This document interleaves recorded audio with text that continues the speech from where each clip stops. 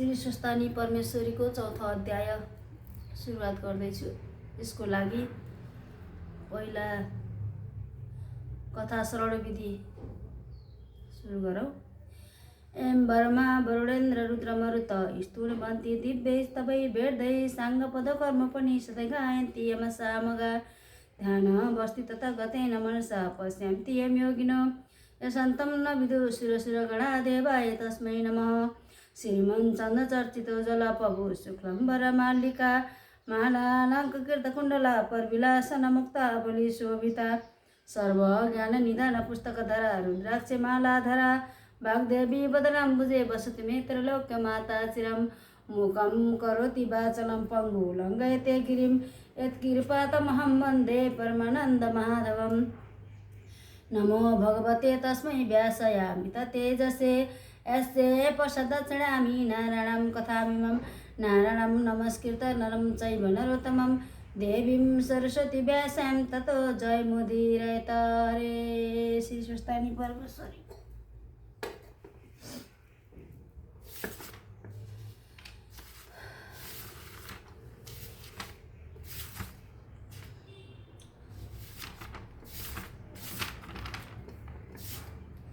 अथ चतुर्थो अध्याय।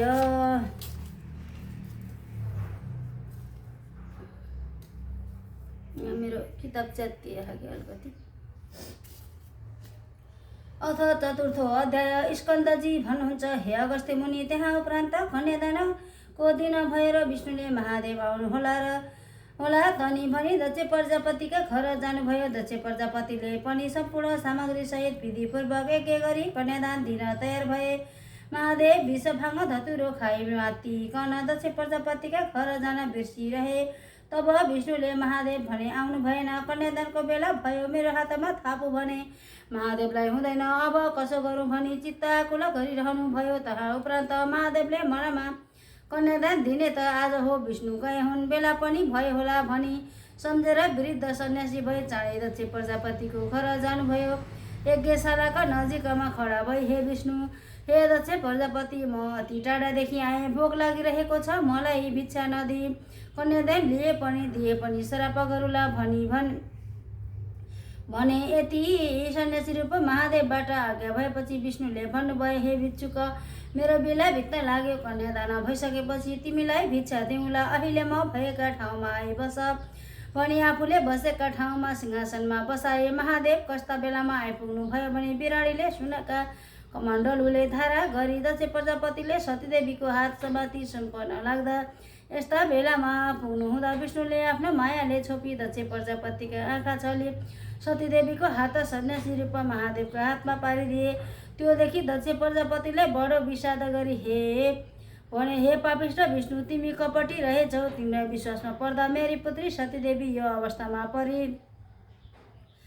दक्ष प्रजापतिले भनेको कुरा सुनि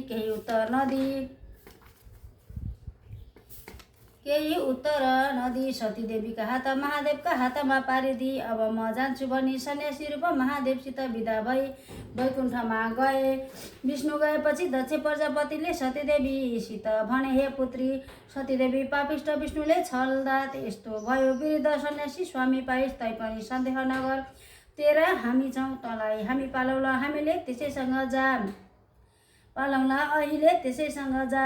यति आफ्ना पिता दक्ष प्रजापतिले भनेको सुनि बहिनीहरूले देवता स्वामी पाएको सम्झी सतीदेवीले म धिक्कार रहेछु भनी बडो विषाद गरी रुन लागिन्। फेरि मेरा कर्ममा यस्तै लेखेको रहेछ, अब रोई के गरौँ, कस्तै भए पनि बाबा महातारीले दिएका मेरा स्वामी नै हुन् भनी धैर्य भइन्।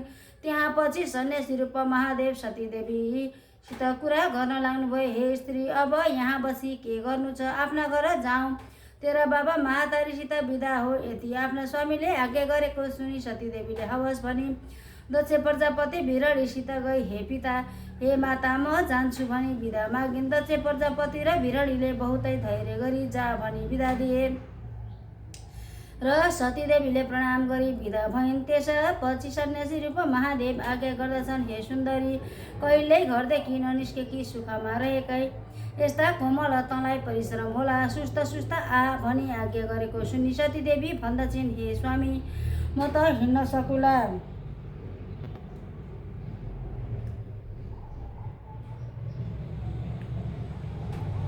म त हिँड्न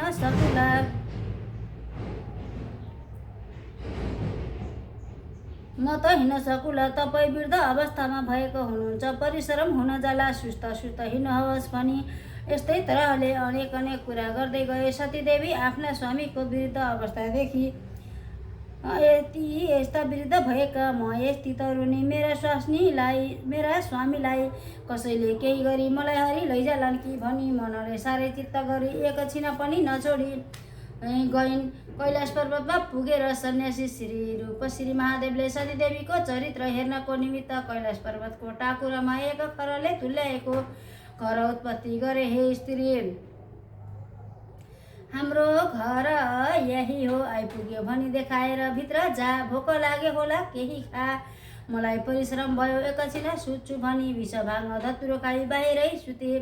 सतीदेवीले त्यो खरदेखि आफ्ना बाबा दक्ष प्रजापतिको घर सम्झी त्यस्ता सुमडाका घरमा बसेकी मलाई आज यस्ता खरको घरमा बस्नु पर्यो भनी बहुतै विषाद गरी आँखादेखि आँसु खसालिन्। फेरि मेरा कर्मले यस्तै पारिहाल्यो, के गरू भनी मन बुझाइ सारीका छेउले आँसु पुस्ती घरभित्र पसिन्। सबै ठाउँमा माकुराको जालो र कसिङ्गर मात्र देखिन् र त्योदेखि कुचाले माकुराको जालो मिल्काई कसिङ्गर लगाइन्।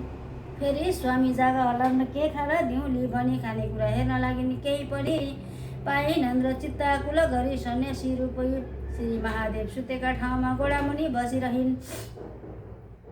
तब 4 दिन भएपछि श्री महादेव जागा भएर सतीदेवीको मुख हेरी, हे पापिष्ट स्त्री, तँलाई एक्लै बाहिर मलाई एक्लै बाहिर सुताई भित्र सुतिस, त्यस्तो गरिस् तापनि तँलाई खान पर्दैन, त्यो के खाइस् कि खाइनस् भनी नाना तरहले खै गर्न लागे। आफ्ना स्वामी सन्यासी रूपी महादेवले नाना तरहले खै गर्न लागेको सुनि सतीदेवीले हँसिलो मुख गरी सन्यासी रूप महादेवको मुख हेरी, हे स्वामी, तपाईँलाई साह्रै निन्द्रा परेको देखि जागा गराउन सकिन, सुतेकी पनि छैन, यहाँ आइ बसिरहेको छु। मैले त भण्डारमा जे भएको खाएँ, आफू के खानुहुन्छ भनी सतीदेवीले सोधिन्। सतीदेवी कस्ती भने सधैँ श्रृङ्गार गरी ऋषिमा पनि रसमा पनि उज्यालो मुख गरी स्वामीकै भक्तिमा चित्त लगाइरहन्थिन्। यति सतीदेवीले भनेपछि एका के थियो र के खाइ होली पनि करुणामूर्ति सन्यासी रूप महादेवलाई अति करुणा भयो र, हे प्रिय, हाम्रो घर यो होइन, त्यो घरको भित्तो ज्याति भित्र गई हेर भनेर सतीदेवी भन्छन्। हे स्वामी, घरको भएको घर नासी नभएको घर कहाँ हेर्न जाउँ, फेरि बनाउनु पर्यो भने तपाईँ वृद्ध अवस्था भएका म स्त्री जाति को बनाइदेला। यति सतीदेवीले भनेको वचन सुनि सन्यासी रूप महादेव उठी खरको भित्तामा लात्ताले हानी मिल्काएर कैलाशको दर्शन दिए।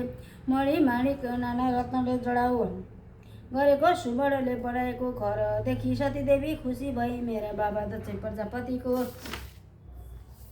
घर भन्दा पनि अति सुन्दर भो, यो घर कसोको होला भनी ठानिन्। र सन्यासी रूप महादेवले सतीदेवीलाई आफ्नो रूप दर्शन दिनलाई चौकामा डाकी लगी। हे स्त्री, चौकाका माझमा गाईका गोबरले मण्डलाकार गरी पोतिदे भनेर सतीदेवीले हवस् भनी पोतिदिन्। सन्यासी रूप महादेवले पोतेको ठाउँमा गई निर्मल स्फटिक जस्तो बडको विश्वम्भर मूर्ति भई दर्शन दिँदा भए।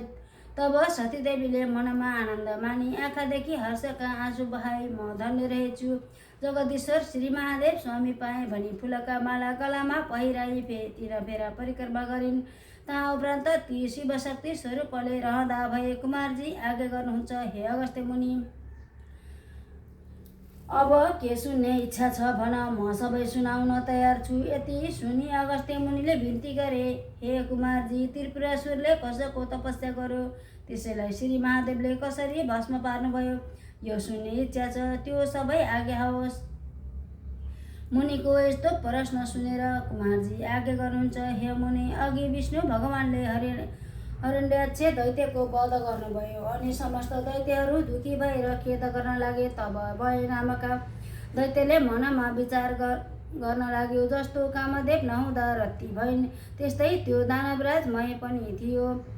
अनि बलवान तारकाक्ष र विद्युत पर्व नामका आफ्ना मित्र समेत मैले कठोर तपस्या गर्न लाग्यो। ती तीनैजना दैत्यहरू माघ पुषको जाडोमा हिमालयमा गई तपस्या गर्दथे। वैशाख जेठको माघमा पञ्चाग्नि तापी गर्मी प्रदेशमा तपस्या गर्दथे। यस्तै प्रकारले तपस्या गर्दा 10,000 वर्ष बिताए।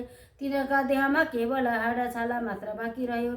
फेरि ती ठुलो सुखबाट पनि वञ्चित भए तैपनि तिनीहरू सूर्य जस्तै तेजिला देखिन लागे। तिनको तपस्याले ब्रह्माजी प्रसन्न भएर ती तीनैजनाको सामुन्ने पुग्ने नम्र स्वरले आज्ञा भयो, हे दैत्यगण हो, अरूमा श्रेष्ठ भएका वीर हो, तिमीहरूको तपस्याले म प्रसन्न भए। जे इच्छा छ सो वरदान माग। ब्रह्माजीको त्यस्तो वचन सुनेर साष्टाङ्ग दण्डवत गरी केवल खुँडाले मात्र भूमिमा स्पर्श गरी हात जोडेर बिन्ती गरे, हे प्रभु, हजुर प्रसन्न हुनुहुन्छ भने हामीलाई अवध्यमा नमर्ने वर दिनुहोस्। बल पराक्रम पनि ठुलो होस्। फेरि विमान समान जो हामी तीन पुरा बनाउने छौँ त्यो मनुष्यको गति नहोस्।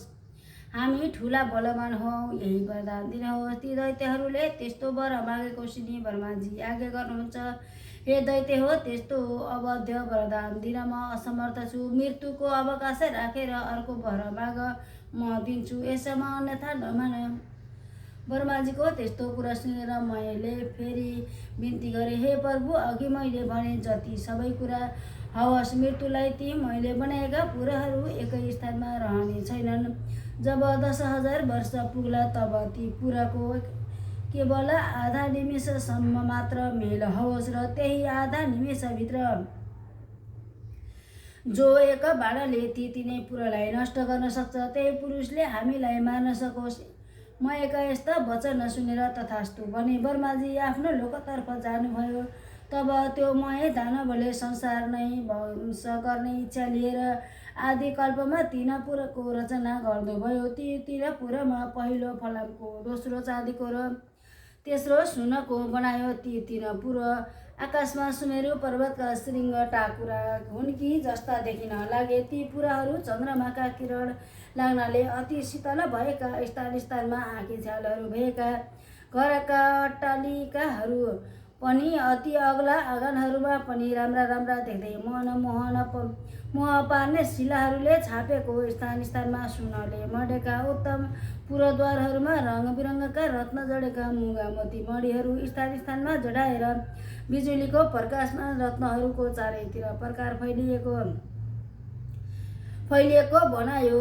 फेरि चित्र विचित्र प्रकाश फैलाउने गरी हिरा मोती आदि रत्न जोडेको, वायुको वेग लाग्नाले फराएका पताकाहरूले शोभायमान भएका घरहरूका पङ्क्तिहरू पनि रत्न समूहका थुप्रा नै हुन् कि भन्ने भान पार्ने फराकिला मार्गहरू पनि सिँगारिएका अत्यन्त राम्रा पुर तयार गरायो। घर महलहरू पनि अनेक रङका मनहरण गर्ने रत्नहरूले सुशोभित ध्वजा पताकाहरूले सिँगारेर ती विमान जस्ता 3 पुरलाई शोभायुक्त बनायो। अनेक रत्न जडेका कमलाहरूमा रङबिरङका जातका उत्तम उत्तम सबै ऋतुमा फुल्ने फुल र त्यस्तै छ ओटै ऋतुमा फल्ने फलका वृक्षहरू लगायो। तलाउहरू पनि अनेक प्रकारका कमल कमलिनी कुमुदिनीका पुष्पले शोभायमान भएका तयार गरायो। यस्ता प्रकारले त्रिपुरावासीहरूको शोभाले युक्त महल तयार भयो। फेरि मयूर डाफे आदि उत्तम पन्छीगणले युक्त र पुरुषका नङ लाग्नाले जसको पयोधरका गोलाकार घेरमा अर्धचन्द्रकार घाउ लागेको कलश जस्तै उत्कृष्ट भनेको ठडिएका कुच भएका, मदिराले राता राता आँखा भइरहेका, लाजले मुसुक्क हाँस्ने गर्ने लेलिएका नेत्र भएका यस्ता अनिन्द सुन्दरीहरूले व्याप्त भएको त्यो त्रिपुर परैबाट पनि अत्यन्त रमणीय देखिन लाग्यो। त्यस्ता त्रिपुर मध्ये जो फलामको थियो त्यो मैले तारकाक्ष नामको आफ्नो मित्रलाई दियो। अर्को चाँदीको जुन सुन्दर पुर थियो विद्युत पर्वलाई दियो र जुन सुवर्णले बनेको सबैभन्दा उत्तम पुर थियो त्यो मैले आफूले लियो। अनि त्यो त्रिपुर दैत्यपतिमय मन्त्रीवर्गले शोभायमान भयो। त्यो दैत्यराज आफ्नो हितैषी ब्राह्मणहरू र वृत्य वर्गले सहित भए आफ्ना सुन्दरी स्त्रीहरू साथमा लिइरहँदा स्वर्गको भन्दा पनि बढ्ता सुख भोग गर्न लाग्यो अनि तिनै लोकका आनन्दलाई ध्वंस पार्न गर्न लागे। साथै अभिमानले भरिएर देवताहरू सबै विजित भए भन्ने मनमा ठान्न लाग्यो। तिनीहरूलाई मार्न लागे। उनका बगैँचाका असल असल वृक्ष र बिरुवाहरू उखेली फाल्न लागे। केही आफ्ना बगैँचामा लगी सार्न लगाए। यसरी देवताहरूलाई दुःख दिएको निकै समय व्यतीत भयो। तब तिनीहरूदेखि सबै देवताहरू क्रोधित भए। ब्रह्माका सामु गए। त्रिपुर निवासी दैत्यहरूको सारा अन्यायको र उपद्रवत विस्तार गर्दा भए अनि ब्रह्माजीले समेत देवतालाई शान्त गराई आज्ञा भयो। हे देवगण हो, त्रिपुरासुर दैत्यहरू बडा बलवान छन्।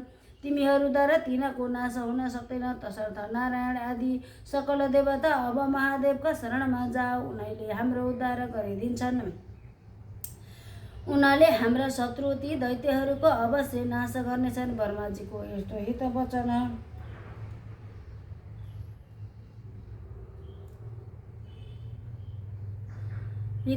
वचन सुनेर स्वीकार गरी ब्रह्मेन्द्र विष्णु हेमचन्द्र कुबेर वायु समेत सबै देवता ब्रह्मालाई अघि लगाई कैलाश पर्वत पुगे। त्यहाँ महादेवको दर्शन पाई हात जोडेर स्तुति गर्न लागे। हे पिनाकाधारी, हे चन्द्रमौल, हे त्रिलोकेश्वर, हे अमित पराक्रमी, हजुरलाई कोटि कोटि नमस्कार। हे चन्द्रशेखर, हे त्रिलोक देव, हे चन्द्रमौली जटा जुटधारी नीलकण्ठ, हजुरलाई कोटि कोटि नमस्कार। संसारलाई शरण लिने, नन्दीलाई वर दिने, देवताका पनि देवता यस्ता हजुरलाई कोटि कोटि नमस्कार। थोरै सेवाले पनि प्रसन्न भएर वर दिने, एकीका मालिक, हिमालयमा निवास गर्ने यस्ता हजुरलाई कोटि कोटि नमस्कार। योगीहरूले सदैव ध्यान गरिने, जगतको वैभवलाई तुच्छ ठान्ने, धर्ममा दृढ रहने, दीक्षा रूपी वस्त्र धारण गर्ने, भक्तलाई वर दिने, ब्रह्माण्डका धाता विधाता यस्ता हजुरलाई कोटि कोटि नमस्कार छ। सूर्यको, चन्द्र, इन्द्र, वायु आदि देवताको सृष्टि र पालना गर्ने यस्ता हजुरलाई कोटि कोटि नमस्कार। सूक्ष्म भन्दा पनि अति सूक्ष्म काल स्वरूप, नित्य स्वरूप धारण गर्ने यस्ता हजुरलाई कोटि कोटि नमस्कार। पर भन्दा पनि पर परम ब्रह्मा स्वरूप शङ्करलाई कोटि कोटि नमस्कार छ। सारा ब्रह्माण्ड धारण गर्ने सूर्य, चन्द्र, वायु, अग्नि, जल एवं आकाशको रचना गर्ने यस्ता हजुरलाई कोटि कोटि नमस्कार छ। हे सौम्य, हे पुरुषोत्तम, हे वयो पुष्पमान, त्रैलोक्यको सृष्टि स्थिति संहार गर्ने यस्ता हजुरलाई कोटि कोटि नमस्कार छ। पुषाको दाँत भाँच्ने, दक्षको यज्ञ नाश गर्ने, कामदेवलाई भस्म पार्ने यस्ता हजुरलाई कोटि कोटि नमस्कार छ। सुरासुरका उत्पन्न कर्ता, एकेका कर्ता, धर्ता र शिखण्डिन, हे नीलकण्ठ, हजुरलाई कोटि कोटि नमस्कार छ। निरन्तर सुधा स्वरूप, पार्वतीका व्रत, गणेश कुमारका पिता, हजुरलाई कोटि कोटि नमस्कार छ। सदा मोक्ष रूप वरदान दिने, हे विश्वेश्वर, हे ब्रह्मात्मान, हे वरदानदाता, हजुरलाई कोटि कोटि नमस्कार छ। हे यज्ञेश्वर, हे चण्डेश्वर, हे रुद्र, हे सर्व, हे शम्भु, हे भीम, हे ईश्वर, हजुरलाई कोटि कोटि नमस्कार छ। हामीदेखि प्रसन्न हुनुभएको छ। देवताहरूले कातर भएर यस्तो स्तुति गरेको सुने तिनका मनको भाव जाने शिवले आज्ञा गर्नुभयो। हे देवता हो, जे इच्छा छ सो वर माग, मैले नदिने संसारमा केही वस्तु छैन। म इच्छा पूर्ण गर्न तयार छु। जे इच्छा छ निशङ्क भएर माग। महादेवको यस्तो आज्ञा सुनि प्रसन्न भएका देवताले विनम्र स्वरमा बिन्ती गरे। हे प्रभु, ब्रह्माको वरले उन्मत्त भएका मय आदि दानवले हाम्रो उर्वशा, मेनका आदि अप्सराहरू बलजबस्ता लुटेर लगे। नन्द नवनका असल असल बोट बिरुवा पनि कति उखले, कति नाश गरे।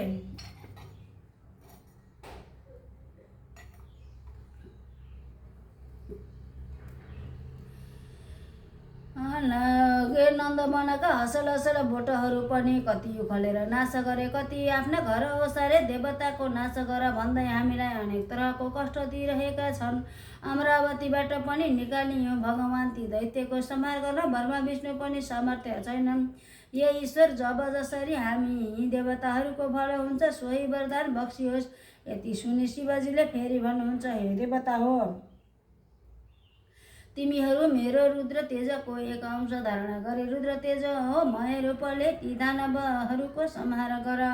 शिवजीको यस्तो वचन सुने देवताहरूले फेरि बिन्ती गरे, हे भगवान, हामी हजुरका तेज हजार अंशको एक अंश पनि धारण गर्न सामर्थ्य छैन भने रुद्र तेज धारण गर्ने कुरा त परै रहोस्, हेर्ने शक्तिसम्म पनि हामीमा छैन। हे प्रभु, हामी उप प्रसन्न भएर त्यो अजय त्रिपुरासुरलाई स्वयं संहार गरिबक्सनुहोस्।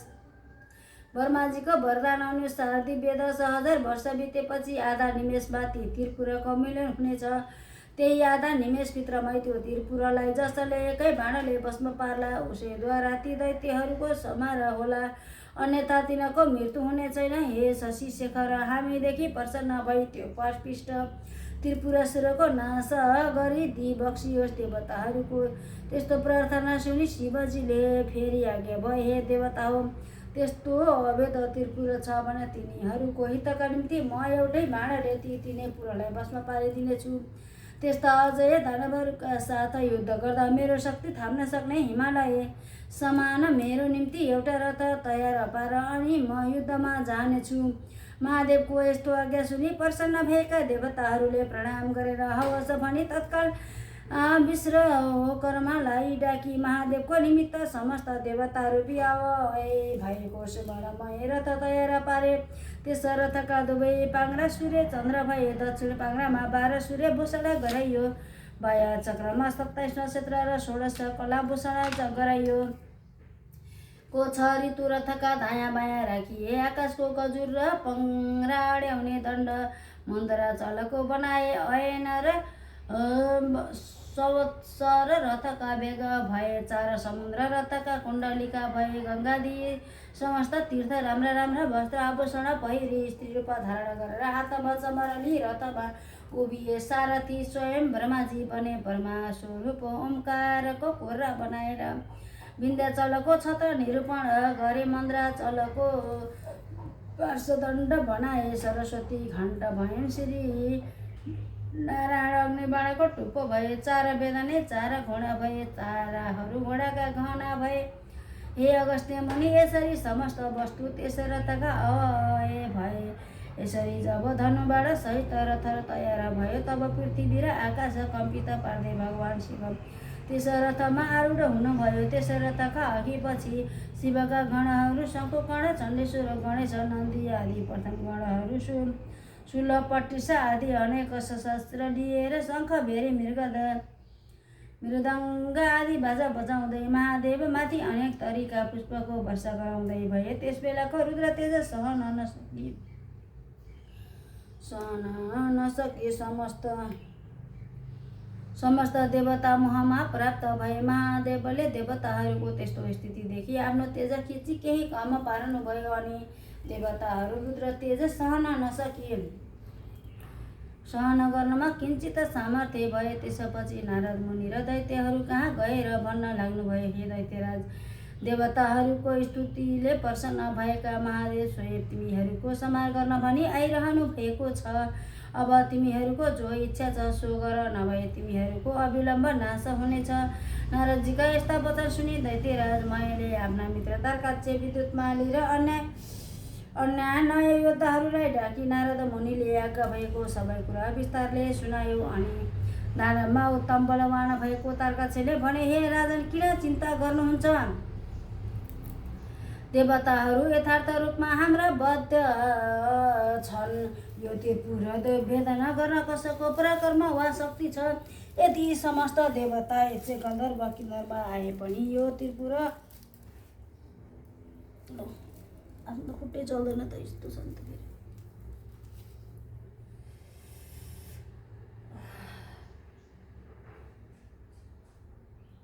काट्नुपर्छ यता, सकिन के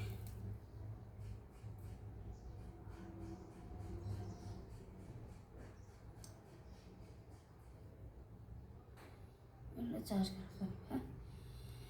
यो त्रिपुरा कतिमा भन्दा 24 साढे 24 मिनटमा आयो।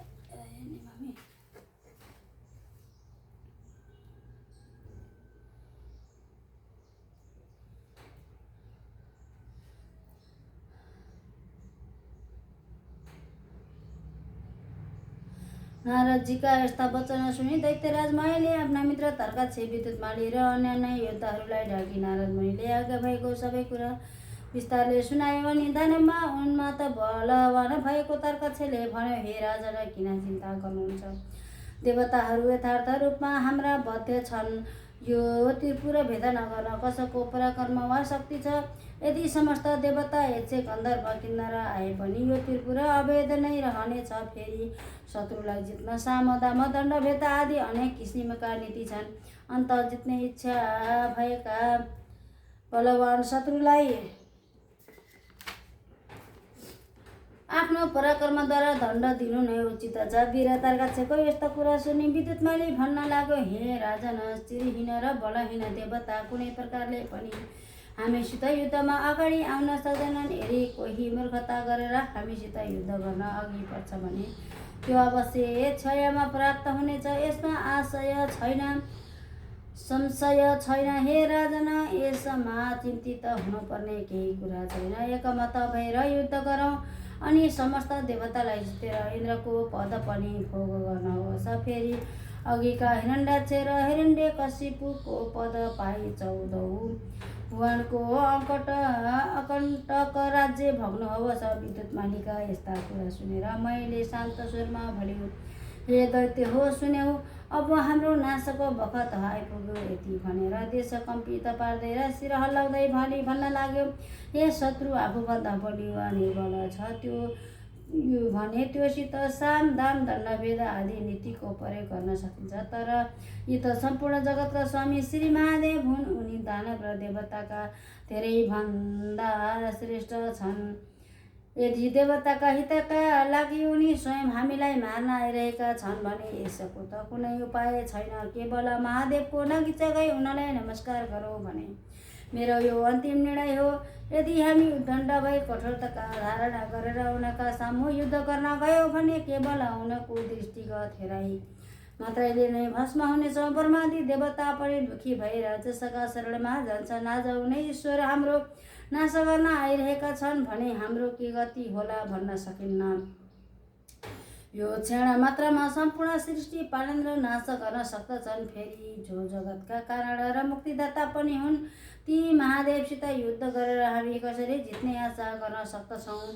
हे वीर हो, हाम्रो विधिहीन तपले के हुन सक्छ? फेरि त्यसको फल हामीहरूले धेरै वर्षसम्म भोग गरिसक्यौँ। अत म भन्दछु, हे दानव वीर हो, तिमीहरू सबै यतिखेर कालले प्रेरित छौ, त्यसै कारण युद्ध गर्न तम्सिरहेका छौ। मायाको यस्तो कुरा सुनि नारद मुनि उन्माद दैत्यहरूको मृत्यु रूप यो कुरा भन्न लागे, हे दानवराज हो, अब तिमीहरू मेरो यो हालत के? हे दानवीर हो, तिमीहरू सबै यतिखेर कालले प्रेरित छौ, त्यसै कारण युद्ध गर्न तम्सिरहेका छौ। मायाको यस्तो कुरा सुनि नारद मुनि उन्माद दैत्यहरूको मृत्यु रूप यो कुरा भन्न लागे, हे दानवराज, अब तिमीहरूको तपस्याको फल सकियो। यदि सङ्ग्राममा पछि हटेर नपुसक झैँ देवताहरूको शरणमा जानुभन्दा त सङ्ग्राममा लडी वीर गति पाउनु नै उत्तम ठान्दछु।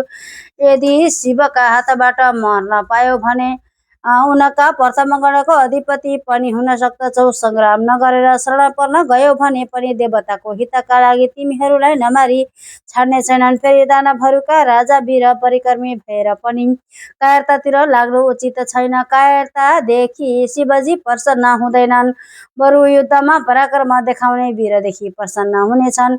अत किन नलड्ने? अवश्य लड। यदि संयोगले जित्यो भने तिनै लोकको सुख भोग गरौला।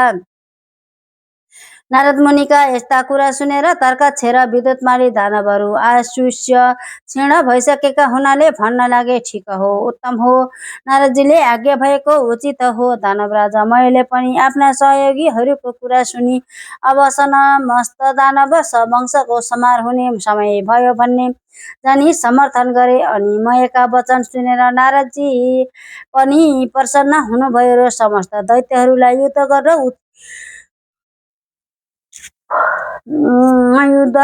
गर्न उचित उद्धत पारी मयसित बिदा मागी महादेव कहाँ गएर उहाँ भएको कुरा सबै निवेदन गरे। त्यसपछि समस्त दानवहरू युद्धको इच्छा गरी अनेक तरहका सशस्त्रले सज्जित भई लड्न तयार भए। बालनामा नेमिनामा बाणासुर तर्काचे विद्युतमाली आदि प्रधान दानवहरू पनि युद्धको निश्चय गरी राजामाईका सामुन्ने आए। अनेक प्रकारले सिंहनाद गर्दै गर्जना थाले। फेरि ती दानव सैन्य स्वयं दानवहरूलाई नै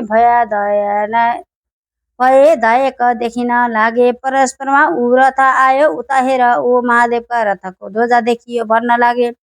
भएर शोक त्यागी नाना तरहका शस्त्र लिए युद्धको इच्छाले जसरी पशु पुतली आगोको नगिच जान्छ, त्यसरी नै त्यो पशु गए झैँ कालले प्रेरित ते गणले शिवको रथ कहिले आइपुग्छ र युद्ध गर्न पाइन्छ भनी हेरिरहेका थिए। त्यसै बखतमा पश्चिम सागरको शिरोभागमा रहेको अनेक सौन्दर्यले शोभा बढाइरहेका ध्वजा पताका आदिले सुसज्जित एवं सुशोभित सुमेरु पर्वत समान शिवरथ देखियो। नन्दीश्वर आदि महादेवका प्रधान गणहरू उच्च स्वरले सिंहनाद गर्न लागे। तिनका सिंहनाद सुनेर दानव गणहरू पनि नगर पछाडि बाहिर निस्के। यता चण्डेश्वर पनि उज्जवल ठाकुर हातमा लिएर डरलाग्दो मुख पारी शिवगणका सामुन्ने आए।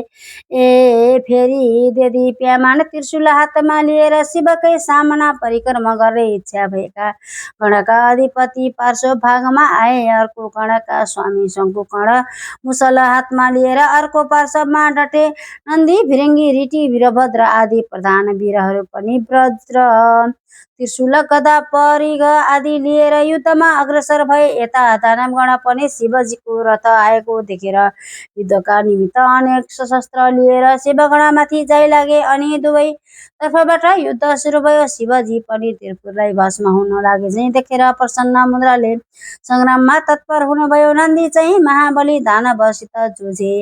भिरङ्गीले 10 बाणद्वारा विद्युत प्रभालाई भेदन गरे, तर राता राता नेत्र पारेर अनेक शिलाले ठोक्दा पनि उसलाई केही हानि गर्न सकेन। तब श्रृङ्गी र ऋटीले त्यस दैत्यका पृष्ठदेशमा प्रहार गरे अनि उसले पनि सर्प झैँ निश्वास फेर्दै ठुलो शिरले भिरङ्गी र ऋटीलाई मर्ममा प्रहार गर्यो। त्यसको पीडा खप्न नसकी भिरङ्गी र ऋटी सङ्ग्रामबाट भागे। त्यस दानव राजाले जब तिनीहरूलाई त्यसरी भगाएथ्यो, तब गणनायक गणेशजीलाई पनि 1000 सरको प्रहारले घायल तुल्यायो। फेरि 63 र 10 बाण थपेर गणेशको सर्वाङ्गमा घाउ गरायो। बैरीको त्यस्तो अदम्य साहस देखेर गणेशजी पनि रिसाई सुढ लामो पारेर त्यस दानवको घाँटीमा बेरी बेसरी निमुठी मत्ता हात्तीले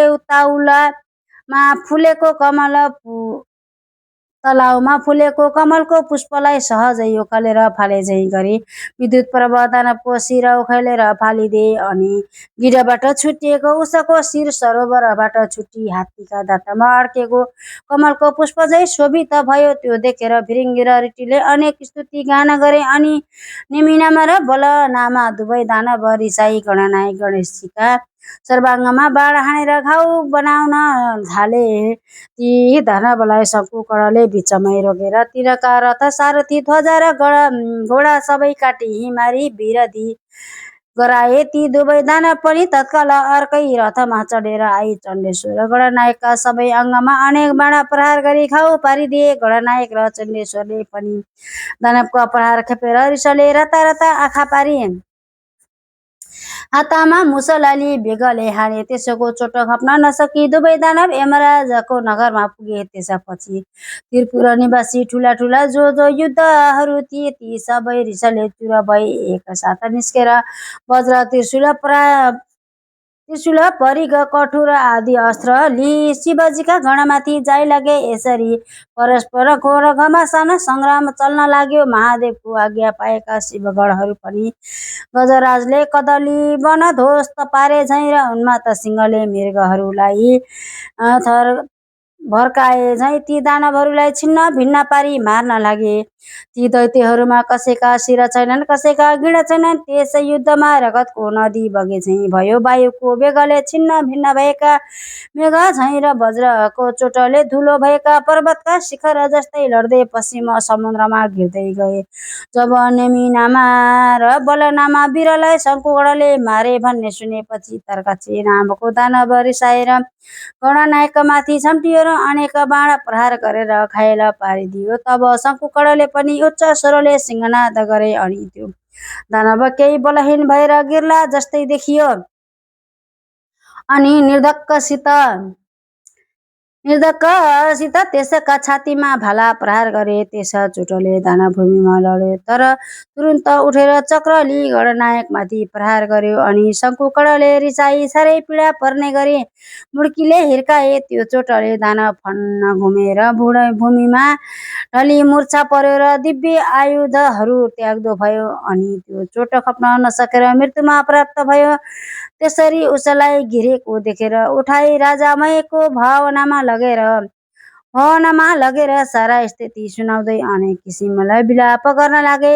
त्यसरी रोई विलाप गर्न लागेका दानवहरूलाई मयले राम्ररी बुझाई भने, हे दानव हो, मेरो घरमा अमृतको कुण्ड छ, त्यसैमाथि चोबी मरेका जति सबै दानवलाई बचाओ। त्यति सुनेपछि जो आज्ञा भने प्रसन्न मनले मरेको तारकासुरलाई अमृतमा चोपेर बचाए। मरिसकेका वीरलाई पनि जीवन प्रदान गरे भन्ने खुसीले राजा मयलाई सबैले बारम्बार प्रणाम गरे। त्यसै गरी मरेका अरू दानवहरू पनि दोब्बर साहस र शक्तिका साथ सङ्ग्राममा आयो। ब्रह्माजीले त्यसलाई देख्न साथ आफ्नो दाहिने हातलेको औँलाले सङ्केत गरेर श्री महादेवलाई विनयपूर्वक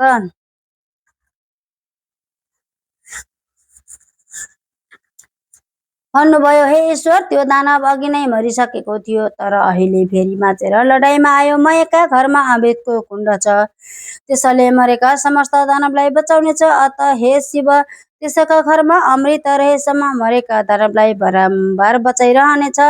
यसकारण एक बाण प्रहार गरेर त्यो अमृत सोसिलिनु पर्दछ। ब्रह्माजीको वचन मानेर शिवले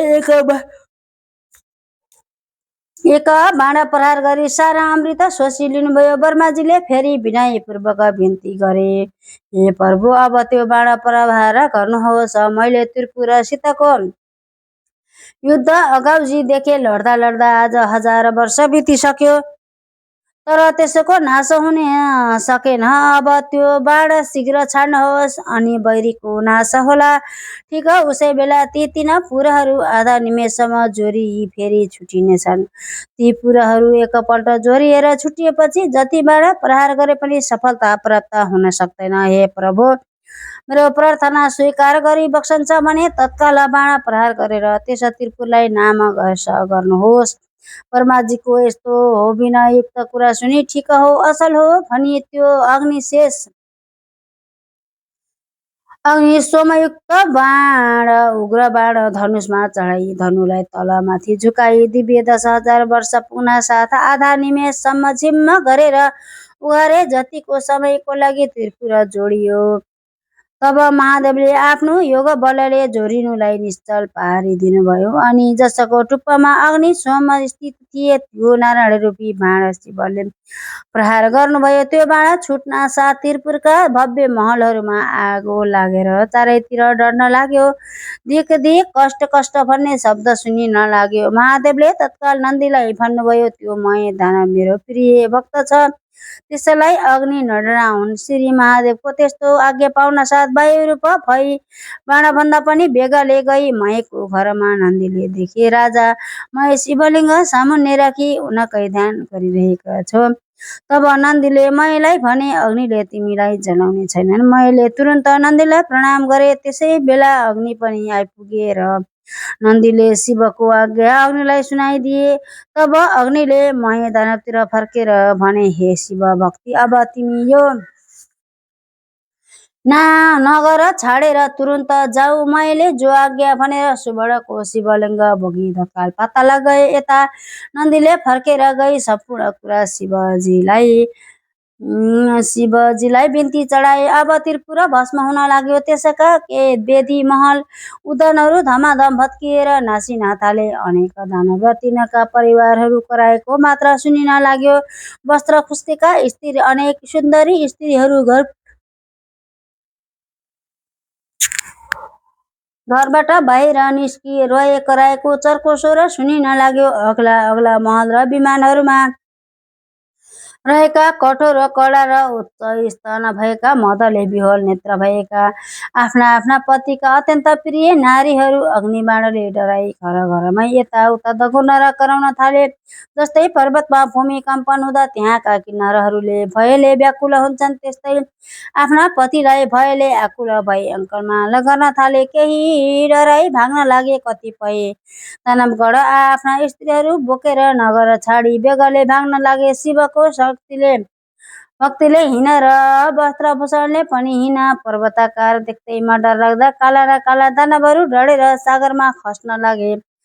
जति दानवहरू समुद्रमा खसे त्यति सबैलाई झलक्क अनेक जन्तुले खान थाले। ती दानवहरू त आफ्ना पति वा पत्नीको अवस्था देखेर खप्न नसकी आगोमा डढेर मरे। रतिका अन्तमा देखि त खेदित भएका तर तुरुन्त कामले पीडित भई प्रियका साथ जाउँ भन्ने इच्छा भएका ती कति दैत्यहरू भार्यासहित अग्निमा डढेर मरे। कोही समुद्रमा हामफाली जलजन्तुको भोजन भए, कोही आधा डढेर, कोही भाग्दा लडेर स्वाहा भए। यस प्रकार त्यो अमोद अग्नि सोमयुक्त बाणले त्रिपुर भस्म पारी नगर समुद्रमा डुबाई फेरि भगवान शिवको हातमा आइपुग्यो। यस्ता प्रकारले अभेद त्रिपुर भस्म भएपछि देवताहरू आफ्नो अधिकार पाए शिवजीलाई प्रणाम गरेर स्तुति गर्न लागे। हे रुद्र, आज हजुरद्वारा जुन रौद्र कर्म हुन लाग्यो त्यो अन्य कसैबाट पनि कहिल्यै भएको थियो न फेरि हुनेछ। हे शङ्कर, यो कामले न हामी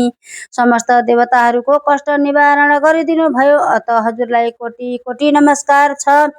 यस्तो देवगणले स्तुति गरेको सुनि महादेव प्रसन्न भएर आज्ञा भयो, हे देवता हो, आफ्ना प्रिय भक्तजनलाई सदैव पुत्र जस्तै स्नेहपूर्वक पालन गर्नु पर्दछ। आज त्रिपुरावासी दानवहरूको संहार हुन गएकाले तिमीहरूको इच्छा पूर्ण भयो। अब तिमीहरू खुसीका साथ आफ्ना आश्रममा जाओ। श्री महादेवले यस्तो आज्ञा भएको सुनि महादेवलाई दण्डवत प्रणाम गरी देवताहरू आफ्ना लेखमा जाँदा भए। देवताहरू गएपछि नन्दी, भृङ्गी, भूत प्रेत, पिशाच, डाकिनी साकिनी सहित भएर शिवजी कैलाशपुरी पाल्नुभयो। हे अगस्त्य मुनि, यो साहस कसैले वर्णन गर्न नसकिने त्रिपुर दाह मैले सुनाए। जो भक्ति शिव भक्त खुसी साथ यो कथा सुन्ला वा सुनाउला त्यो समस्त पापबाट मुक्त भएर मरेपछि शिवको प्रसाद भएर सधैँ कैलाशमै बस्न पाउनेछ। इति श्री स्कंद पुराणे केदारखण्डे महागमात्म्ये कुमार अगस्त्य संवादे त्रिपुरादः वर्णनम नाम चतुर्थो अध्याय। श्री सुस्तानी परमेश्वरी।